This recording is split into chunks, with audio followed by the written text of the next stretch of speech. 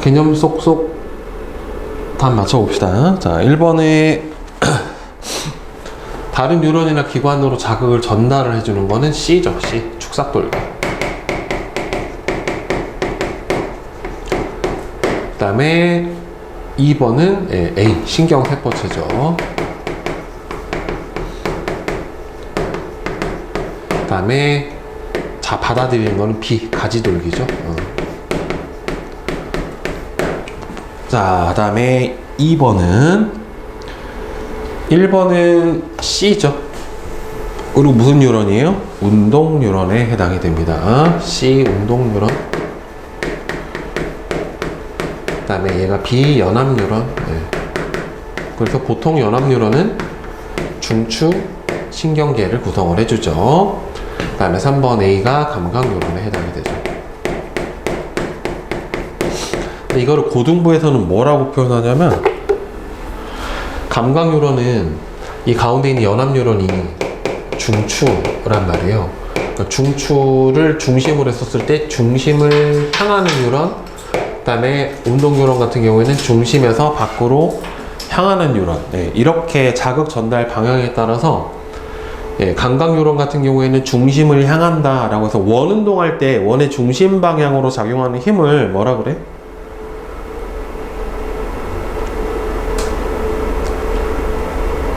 구심력이라고 그래요. 그래서 그 힘을 따라서 구심성 뉴런이라고 하고, 얘는 원심성 뉴런이라고도 해요.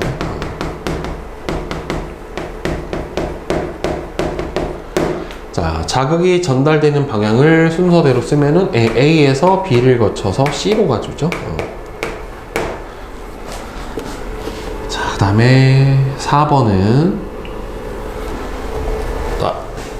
A는 일단 뇌를 써주면 A가 여기서 대뇌죠. B가 간뇌, C가 중간뇌, D가 연수, E가 소뇌, 이렇게 되죠. 따라서 고등정신활동 단호하는 거 대뇌, 그 다음에는 심장박동, 호흡운동 조절하는 건 연수니까 요거, 눈의 움직임, 안구 운동하고 홍채 운동을 조절해주는 거는 중간뇌죠. 그러니까 여기서 C. 근육 운동 조절과 몸의 균형, 평형감각 중추는 소뇌죠. 그 다음에 항상성 조절 중추는 바로 간뇌에 해당이 되죠. 이렇게 해주면 되겠죠. 그 다음에 5번은 XXOX입니다. 질문 없고요. 자, 그러면 뒤에 자극에 따른 반응의 경로 봅시다. 자,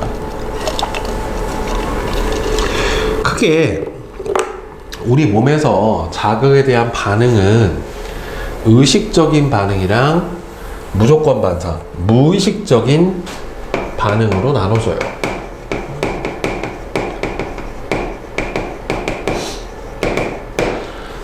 그래서 대뇌의 판단 과정을 거쳐서, 그러니까 의식적인 반응은 이 대뇌의 판단 과정을 거쳐요. 그러니까 중추가 어디냐면은 대뇌예요. 중추가 대뇌예요. 자신의 의지에 따라 일어나는 반응입니다. 대뇌에서 판단 과정이 복잡할수록 반응이 나타나는데 시간이 걸린다. 그러니까 우리가 뭐 문제를 푼다거나 여러 가지 고민을 통해서 뭔가의 답을 내는 추리, 사고 과정이 거치면 거칠수록 시간이 어떻게 돼요? 더 오래 걸리게 돼요. 판단에 대한. 그래서 주전자를 들고 뭐 컵에 물을 따른다. 손이 시린 것을 느끼고 장갑을 낀다. 날아오는 공을 보고서 야구 방망이를 휘두른다. 그러니까 이게 보게 되면은, 자, 자극을 주면 자극이 감각기관을 지나 감각신경을 지나서 대뇌, 그 다음에 이게 척수를 꼭 지나는 건 아니에요. 그러니까 운동기가 목 아래에 있으면 척수를 지나요. 왜냐하면 얼굴에 있는 운동기는 그냥 그대로 바로 척수를 지나지는 않는데, 목 아래에 있으면 어디 됐든 간에 뇌의 명령이 몸통을 지나서 내려가야 되기 때문에 얼굴에 있는 반응기로 가는 경우는 척수를 안 지나지만 목 아래쪽으로 가면 척수를 지나요.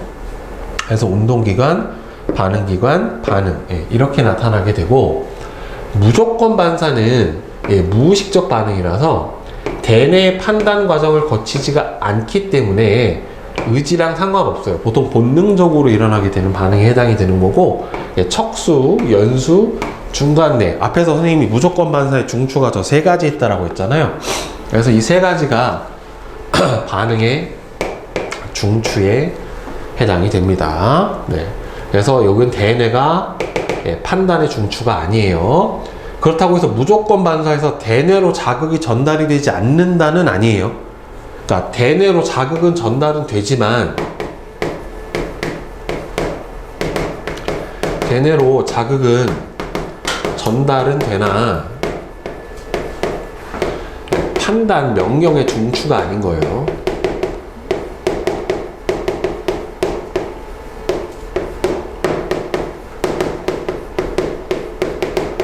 네. 판단과 명령의 중추가 아닌 것 뿐입니다. 자. 그래서 매우 빠르게 일어나기 때문에 왜 빠르게 일어나냐면 대뇌 판단을 받을 이유가 없어서 빠르게 일어나요. 그래서 위험한 상황에서 몸을 보호하는데 중요한 역할을 해주는 게 바로 이 무조건 반사입니다. 그래서 척수가 반사 중추인 거는 뜨겁거나 날카로운 물체가 몸에 닿았을 때 몸을 움츠린다. 이거를 합쳐서 뭐라고 부른다? 회피 반사라고 해요. 그 다음에는 무릎 반사. 그 다음에는 어린 아이들 같은 경우에는 특정 부분을 자극을 하면은 이제 배변 배뇨 활동이 일어나게 되는 배변 배뇨 반사도 있어요. 성인은 없어요. 그 다음에 연수는 재채기, 딱꼭질, 침분비, 요런 반사. 중간뇌는 동공 반사. 요 세 가지가 바로 무조건 반사의 중추에 해당이 됩니다. 자, 그래서 보면은 뜨거운 주전자에 손이 닿아서 뗄 때 뜨겁다라고 느끼면 먼저 떼고 뜨거 라고 느껴요. 그러니까 떼는 반응이 먼저고 뜨거움을 느끼는 게 나중이에요. 그러니까 여기서 보면은 자극을 주면은 감각신경이 척수 지나서 척수가 중추이기 때문에 척수에서 바로 판단을 내려서 운동신경이 손을 떼버린다란 말이에요. 그런데 여기서 뜨겁다라는 걸 우리가 느끼기 때문에 그죠? 못 느끼는 건 아니잖아요. 그러니까 우리가 뜨겁다라고 느껴서 뗀다고 느끼지만 실제로 먼저 떼고 뜨겁다라고 느끼는 거예요. 순서대로는 보면 그래요. 그래서 대뇌로 자극은 전달은 되기는 됩니다. 안 간다라고 하면 틀려요. 알겠죠? 그래서 대뇌를 지나지 않기 때문에 반응 속도가 어떻다? 더 빠르다라고 봐야 되는 겁니다. 자, 그럼 이제 호르몬 봅시다. 신경계와 함께 우리 몸의 항상성 조절에 관여하는 물질이 바로 요 호르몬이에요. 자, 호르몬은 특정 세포나 기관으로 신호를 전달해서 특정 세포나 기관, 여기에 특정 세포나 기관에는 뭐가 있냐면 수용체라고 하는 게 있어요. 특정 호르몬의 수용체가 존재를 해서 여기에 신호를 전달을 하여 이 신호는 바로 호르몬이니까 이쪽의 화학 물질입니다. 신호를 전달을 해서 몸의 기능을 조절하는 물질을 바로 호르몬이라고 해요. 뇌분비샘에서 만들어져서 혈액으로 분비가 돼서 혈관을 통해 온몸으로 이동을 하게 됩니다. 그러면은 뇌분비샘이라고 나왔으니까 뭐도 있겠어? 외분비샘도 있어요. 그러면 외분비샘과 뇌분비샘의 가장 큰 차이는 뭐냐면 외분비샘은 분비관이 있어요. 분비관을 통해서 분비를 해요. 근데 뇌분비샘은 분비관이 따로 없기 때문에 혈관으로 분비돼서 혈액을 따라서 이동을 하게 됩니다. 그래서 외분비샘에서 대표적인 외분비샘이 뭐가 있냐면은 땀샘, 눈물샘, 그 다음에는 소화액샘, 젖샘, 이런 것들은 바로 외분비샘에 해당이 돼요. 그래서 표적세포나 그리고 이제 내분비샘은 이런 거 없기 때문에 관이 없으니까 막바로 혈관으로 분비가 되는 겁니다. 그 다음에는 표적세포나 표적기관에만 작용을 하게 되는데 그 이유는 바로 이 표적세포나 표적기관에 어떤 특정 호르몬을 받아들이는 뭐가 존재한다? 수용체가 존재를 하게 돼요. 예, 특정 호르몬을 받아들이는 수용체가 존재를 하기 때문에 바로 특정 표적세포나 표적기관에만 작용을 하게 되고 이게 호르몬의 특징이에요. 아주 적은 양으로도 큰 효과를 나타낼 수가 있습니다.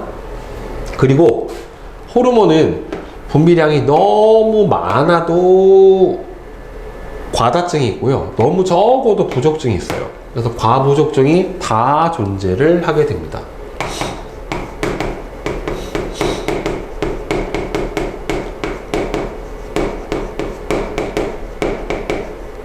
과부족증이 모두 존재를 하게 됩니다. 그래서 앞에서 나왔던 신경계하고 호르몬을 두 개를 비교를 해 보게 되면은 일단은 호르몬은 혈액을 통해서 전달이 일어나게 되고요. 신경은 뉴런을 통해서 일어나게 돼요.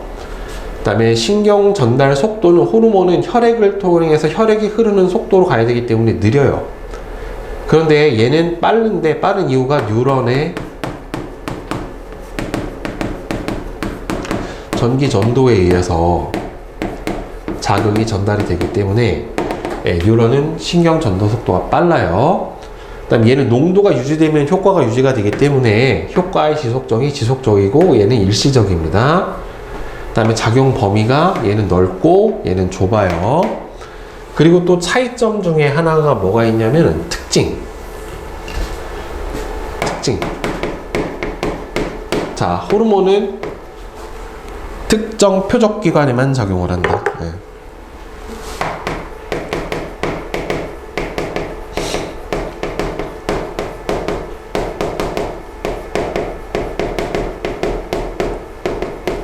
그 다음에 신경계 같은 경우에는 자극 전달이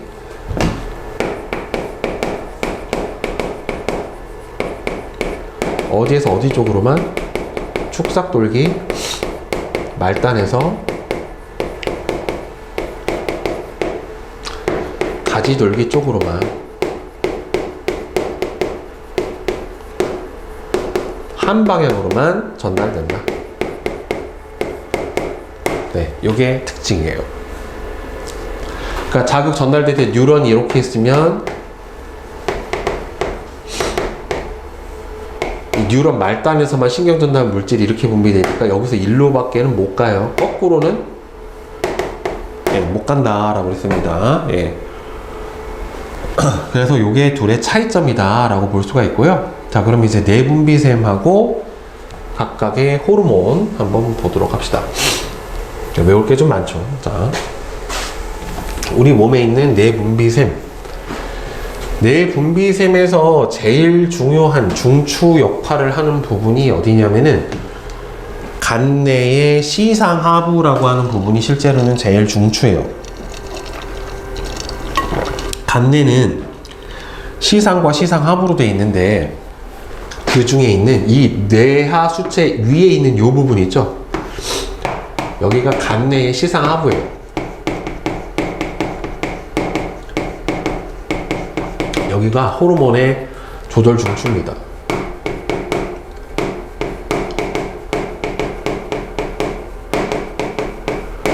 자, 그러면은 내분비샘에서 제일 중요한 역할을 하는 게 뇌하수체인데 이게 이 뇌하수체 보면 앞에 있는 부분이 있고 이렇게 뒤에 있는 부분이 있어요. 그래서 앞에 있는 부분은 뭐라고 불러주냐면 전엽, 뒤에 있는 부분은 후엽 이렇게 불러줘요. 자, 그래서 뇌하수체에서는 제일 이제 중요한 호르몬이 이제 생장 호르몬이에요. 예, 몸의 생장을 촉진해 줍니다. 이거는 평생 나오는 거는 아니고요. 언제 나오냐면 보통 성장기 때, 예, 성장을 멈춘 후에는 나오지는 않아요. 이거는 유전적으로 사람마다 분비되는 양이 정해져 있어서 이게 많이 분비되면 키가 많이 클 거고 적게 분비되면 키가 안 커요. 잘. 그다음에는 갑상샘 자극 호르몬이라고 하는 게 분비가 됩니다. 얘는 어디를 말뜻 그대로 갑상샘을 자극해서 갑상선에서 티록신이 분비되도록 해주는 역할을 해주는 거예요. 그래서 티록신의 분비를 촉진한다. 그 다음에는 항이뇨 호르몬이라고 하는 게 있어요. ADH라고도 하는데, 자, 얘는 콩팥에서 물의 재흡수를 촉진해요. 그러니까 수분의 재흡수를 촉진해서 결국에는 하는 중요한 역할이 뭐냐면은 체액의 농도, 삼투압을 조절하는데 중요한 역할을 해줍니다. 물론 더 있는데 일단 배우는 건 여기까지. 그 다음에는 목에 있는 갑상샘이라고 하는 부분에서는 티록신이 분비돼요. 그래서 세포호흡을 촉진해요. 세포호흡을 촉진해서 결국에는 뭐냐면은 체내에 열 발생량을 늘려요. 물질 대사를 촉진해가지고 몸 안에서 열이 발생하는 양 자체를 늘려줍니다. 네. 그 다음에 부신이 있어요. 부신은 이제 콩팥 위에 이렇게 삼각형 모양으로 이렇게 생겼는데, 부신이 이 밖에 있는 부분은 겉질이라고 하고요, 안에 있는 부분은 속질이라고 하고, 이렇게 불러주게 되는데, 여기서 부신에서 아드레날린이라고 써있는 부분은 부신 속질에서 분비되는 호르몬에 해당이 돼요. 그래서 이 아드레날린, 다른 말로 에피네프린이라고도 하는데, 이 아드레날린, 에피네프린은 어디서 분비되는 물질하고 똑같냐면은 교감신경 흥분 시 분비되는 물질과 같아요.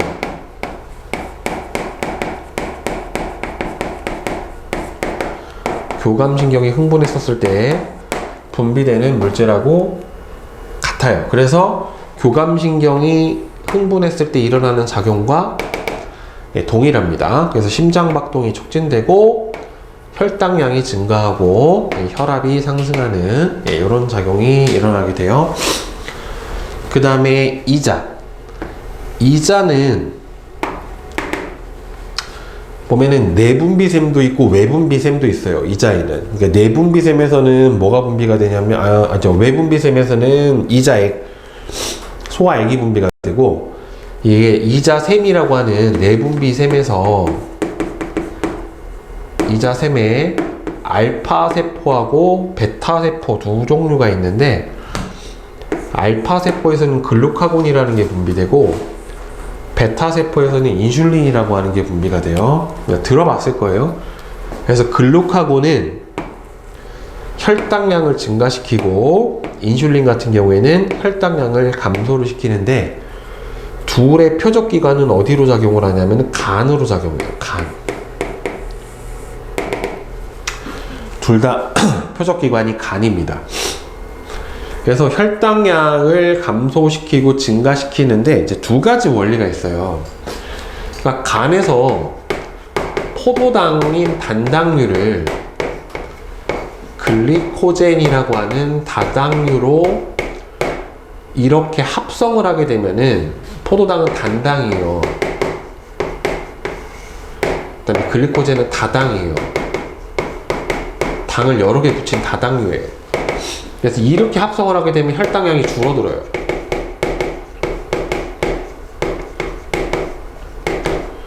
근데 거꾸로 글리코젠을 포도당으로 분해를 시켜주게 되면 혈당량이 늘어나요.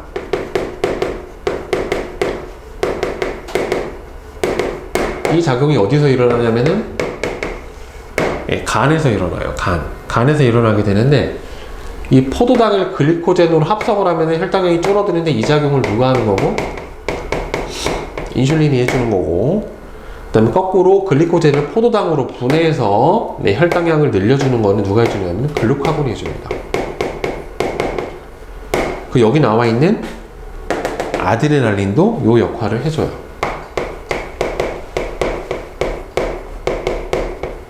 네, 얘네들이 이런 작용을 통해서 혈당량을 늘려줍니다. 그 다음에 이제 생식기 중에 하나인 난소. 여자는 난소고 남자는 정소인데, 난소에서는 에스트로겐이 분비가 되고 정소에서는 테스토스테론이 분비가 됩니다. 그래서 여성의 2차 성징, 다음에는 여성의 생식 주기를 조절해줘요.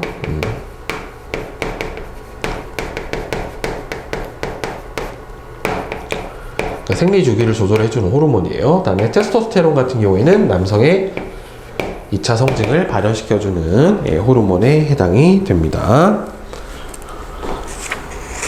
자, 그래서 요거는 나오는 분비되는 장소와 작용, 그리고 표적기관, 이런 거 알아두셔야 돼요. 그러니까 요거는 생장 호르몬은 표적기관이 온몸이에요. 온몸의 세포. 갑상생 자극 호르몬은 표적기관이 어디에? 갑상생. 항이뇨 호르몬은 표적기관이 어디에? 콩팥. 티록신의 표적기관은 온몸의 세포. 그 다음에 부신에 있는 아드레날린도 온몸의 세포. 자, 인슐린하고 글루카곤은 표적기관이 간. 네. 그 다음에 에스트로겐하고 테스토스테론은 여자하고 남자에 있는 생식기관에 작용을 한다라고 보시면 됩니다. 자, 이렇게 좀 많죠. 그 다음에 이제 호르몬 관련 질병 봅시다. 호르몬이 아까 너무 많이 분비돼도 과다증, 너무 적게 분비돼도 부족증, 이렇게 과부족증이 다 존재를 한다라고 얘기를 했는데, 보면은 호르몬 과잉이나 부족에 의해서 여러 가지 질병이 나타나게 돼요. 그래서 생장 호르몬이 결핍되면 소인증, 그러니까 잘 안 자라게 되는 거죠. 그래서 외소증이라고 해서 키가 크지가 않아요. 그래서 매우 작은 증세가 벌어지게 되고, 너무 과다, 성장기 때 너무 많이 분비가 되면 거인증, 키가 정상이 되면서 매우 크고요. 그 다음에 성장이 멈춘 이후에도 성장 호르몬이 너무 많이 분비가 돼버리면은 말단비대증이라고 하는 게 커요. 말단비대증이 뭐냐면은 우리 신체의 말단 부위가 커져요. 그러니까 말단 부위에 해당하는 게 뭐 코끝, 손끝, 입끝, 발끝 이런 데가 커져요. 입술과 코가 두꺼워지고 얼굴 모습도 변하고 손가락과 발가락이 커져요. 끝부분이 커져서 말단비대증이다 라고 합니다. 그 다음에는 티록신, 갑상샘 질환인데, 티록신은 결핍이 돼버리면 갑상샘 기능이 떨어져요. 그럼 갑상샘은 우리 몸에서 세포호흡을 촉진시켜서 발열, 열을 발생시키는 양을 늘리는 그런 에너지를 발생시키는 걸 촉진시키는 건데, 쉽게 피로해지고 열이 잘 안 나니까 추위를 잘 타고요. 에너지를 잘 소비하지 못하니까 체중이 증가합니다.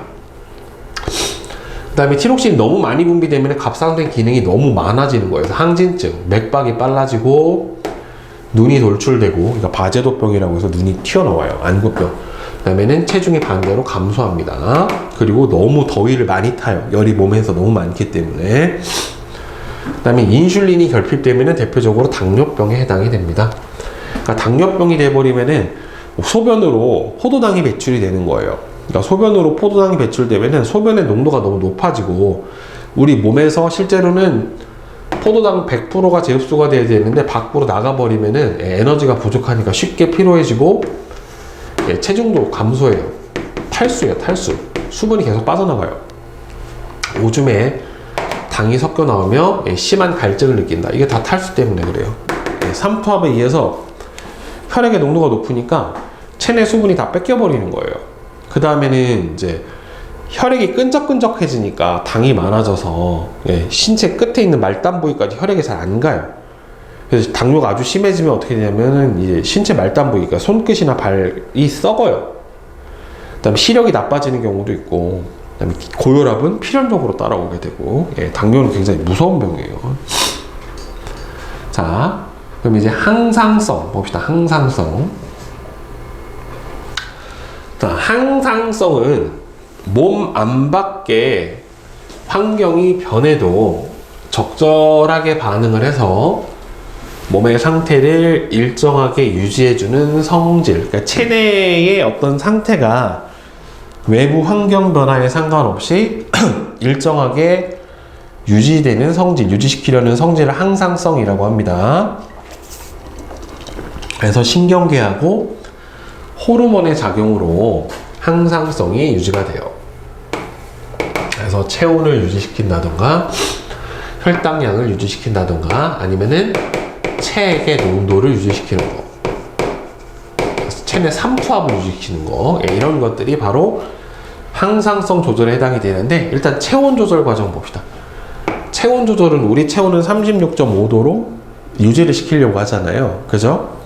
즉 간내의 명령으로 열 방출량, 체외로 열을 방출시키려는 체외 열 방출량과 체내에서 열을 발생시키는 체내 열 발생량을 조절해서 체온을 유지를 해줘요.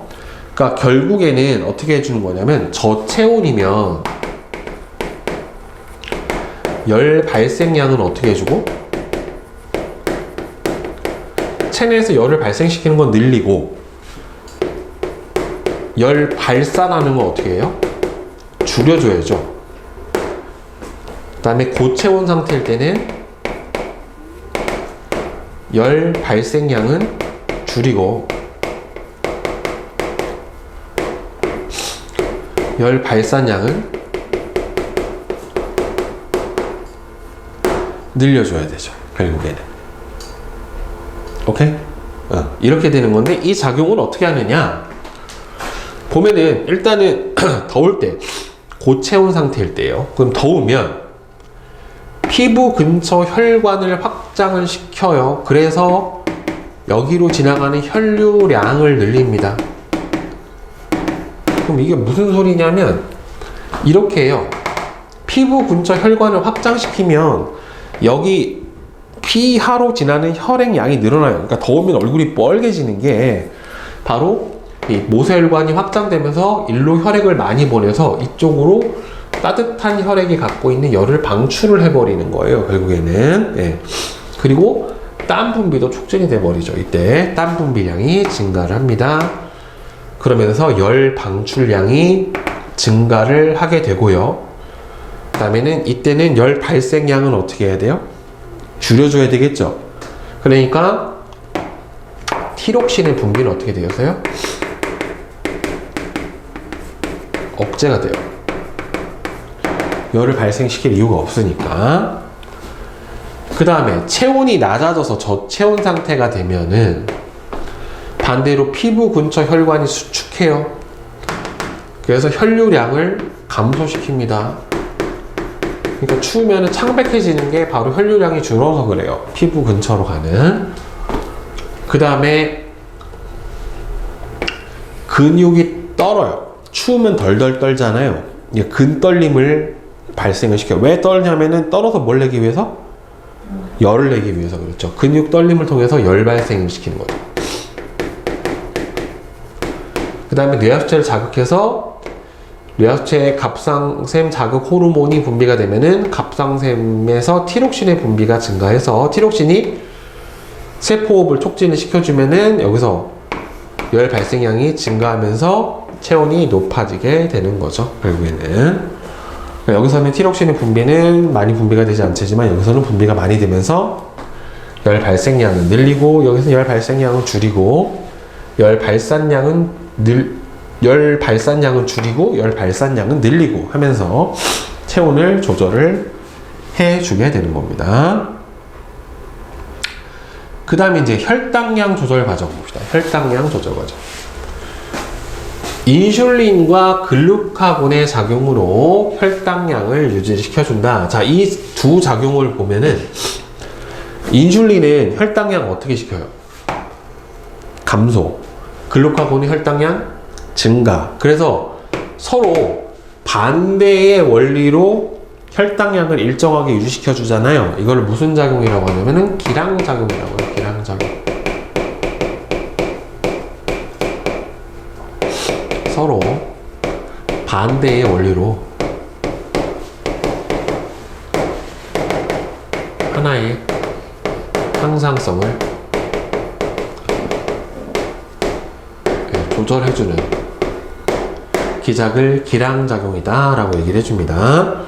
그래서 식사 등으로 해서 혈당량이 늘어요.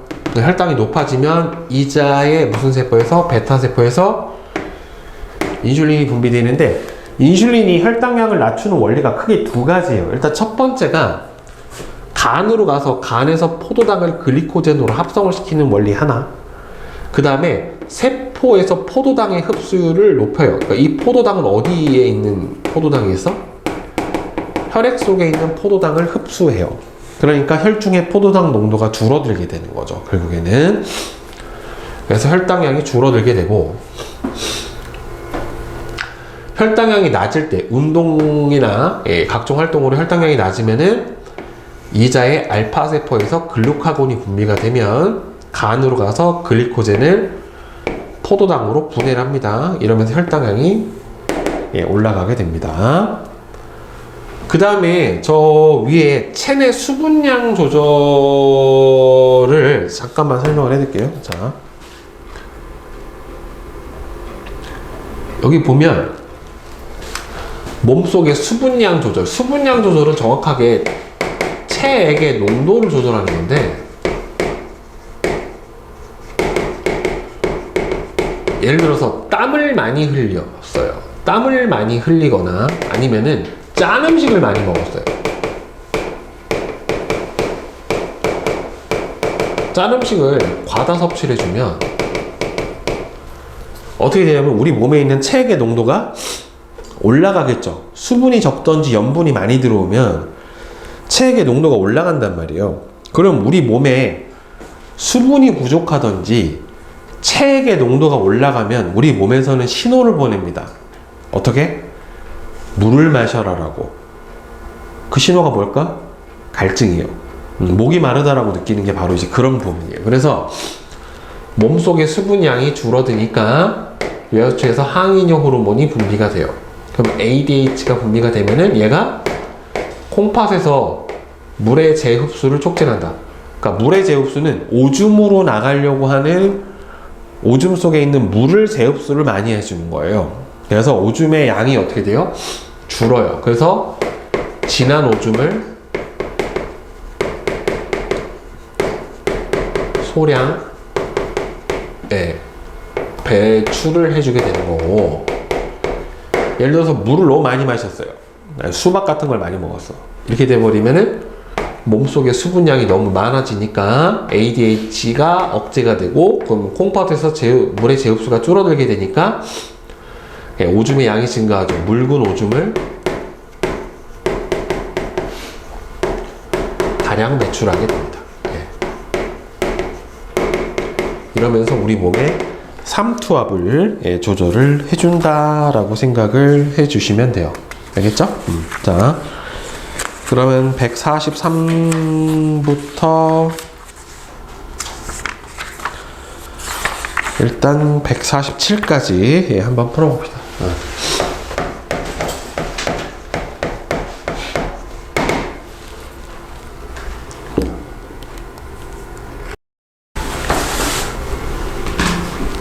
자, 6번 답 맞춰봅시다. 자, 6번 OX 그 다음에 7번은 척수, 대뇌 척수 이렇게 되겠죠. 그 다음에 8번은 전달 속도가 호르몬은 느림, 얘는 빠름. 그다음에 작용 범위가 얘는 넓죠, 넓음, 얘는 좁음.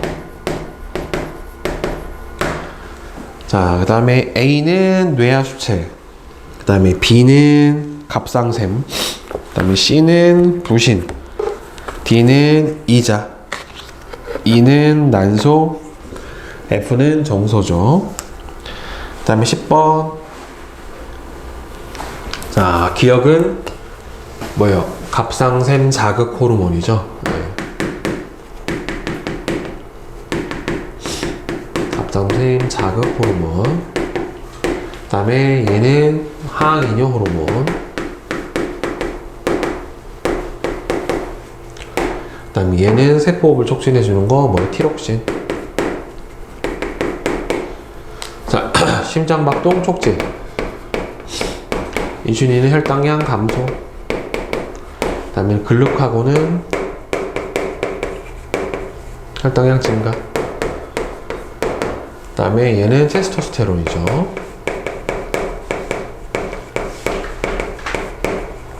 네. 그 다음에 11번은 얘는 티록신이 부족하면은 갑상샘 기능 저하증, 인슐린 부족하면은 당뇨병, 성장기의 생장 호르몬 부족, 얘는 이렇게 되겠죠, 순서가. 자, 그 다음에 12번. 추울 때 우리 몸에서 일어나는 작용은 기역, 리을, 미음입니다. 그 다음에 열 방출을 증가시키는 거는 니은하고 디귿이죠. 네. 그 다음에 14번은 글루카곤, 인슐린이죠. 그 다음에 15번은 혈당량이 높을 때는 이자에서 인슐린이 분비가 돼야 되겠죠. 간에서 뭐를? 인슐린은 포도당을 글리코젠으로 합성하고, 낮을 때는 A가 분비돼서 거꾸로 글리코젠을 포도당으로 분해를 시켜주게 됩니다. 자, 그 다음에 탐구의 자, 떨어지는 자를 잡는 반응의 중추는, 이거는 의식적 반응이잖아요. 그죠? 그게 대뇌죠. 반응이 빠르게 일어날수록 자가 떨어진 거리가 짧죠. 그쵸? 반응 속도가 빠르면. 시각을 통한 반응과 청각을 통한 반응은 누가 더 빨라요? 지금 보면은 눈으로 볼 때가 더 빠르죠. 네. 따라서 차이가 없다가 아니지. 떨어지는 자를 잡는 반응에는 대뇌의 판단 과정이 포함되지 않는다. 아니죠. 이거는 의식적 반응이잖아요. 그죠? 그 다음에 2번. 자극 눈, 시각신경, 그 다음에는 어디로 갑니까? 대뇌죠. 그죠? 대뇌. 그 다음에 내가, 반응이 목 아래에서 일어나면은 무조건 척수로 지난다라고 했어요. 척수. 시각을 통한 반응과 청각을 통한 반응의 반응 시간이 다른 까닭은 뭐예요? 반응 경로가 다르죠. 그쵸? 반응 경로와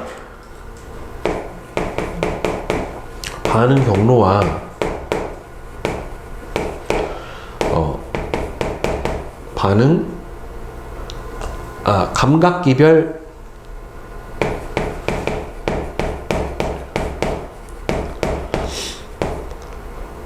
반응 속도가 이거 정확하게는 감각기별 자극 전달 속도가 달라서 그래요.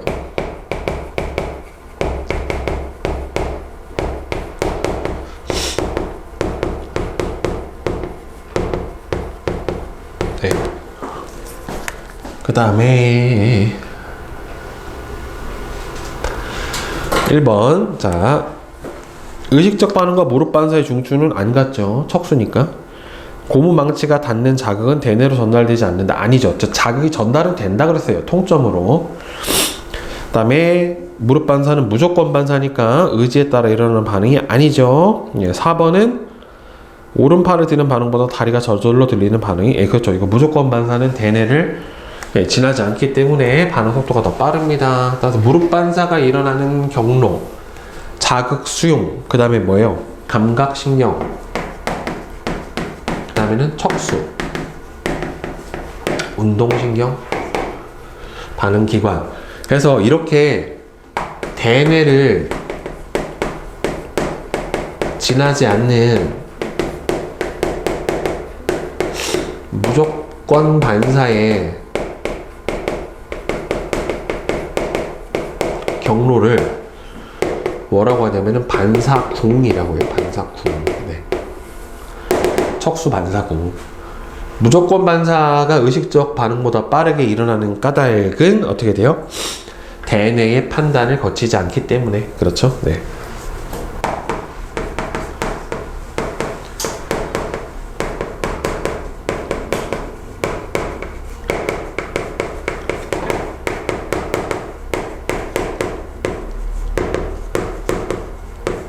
더 빠르게 일어난다라고 볼 수가 있겠죠. 그죠? 자.